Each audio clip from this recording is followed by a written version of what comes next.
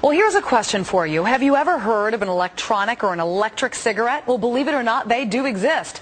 Companies overseas and on the internet are selling devices that let smokers get a hit of nicotine without the cigarette. And we are not talking about some nicotine patch. These are actual devices that look and feel like real cigarettes. But get this, there is no tobacco, no dirty smoke or tar. It sounds like they might be able to help a lot of people, right? Casey Stiegel with the news live in Los Angeles. So a lot of people have that oral fixation. So are they getting that oral fix out of this?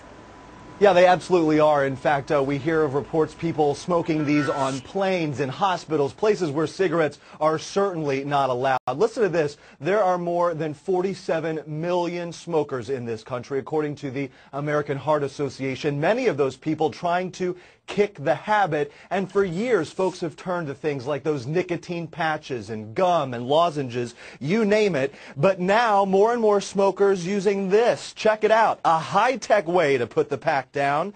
Electric cigarettes have been popular for some time throughout Europe and other parts of the world, but now the trend catching on here at home. The plastic tube looks just like the real thing, although instead of lighting it, it is powered by batteries that you charge, and it contains a liquid form of nicotine that is heated and then vaporized when you puff on it, even simulating smoke. It's a feel-good product.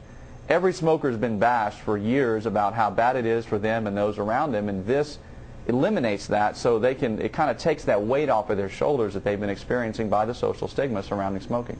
This is the first thing I've ever seen that fills in some of those gaps and gives people an opportunity to continue the behavior associated with smoking, not go through nicotine withdrawal, and not do any additional damage to themselves. Because nicotine in and of itself doesn't cause disease. Some smokers report a high success rate of quitting with the device, even though they are not marketed as a smoking cessation tool, but rather a healthy alternative to smoking tobacco. But there are a few problems. The U.S. Food and Drug Administration warns that these products may not be safe.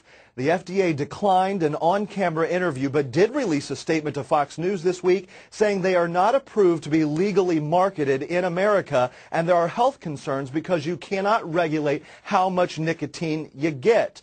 Now, those health concerns have prompted Australia to ban the sale of e-cigarettes in that country, but a handful of companies manufacture them. Most people here in the United States order them online. They cost between $75 and $150.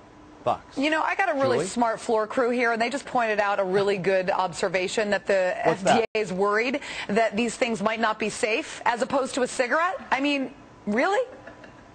Yeah, but they say that when you look at the other smoking cessation tools like the patch and things like that, you get an exact milligram of how much nicotine is in those products. They say there's no way to measure it, but of course, pretty much anything could be better than a cigarette. So I would think who really so. knows, Julie? All right, Casey Stiegel, thank you very much. News from Iran.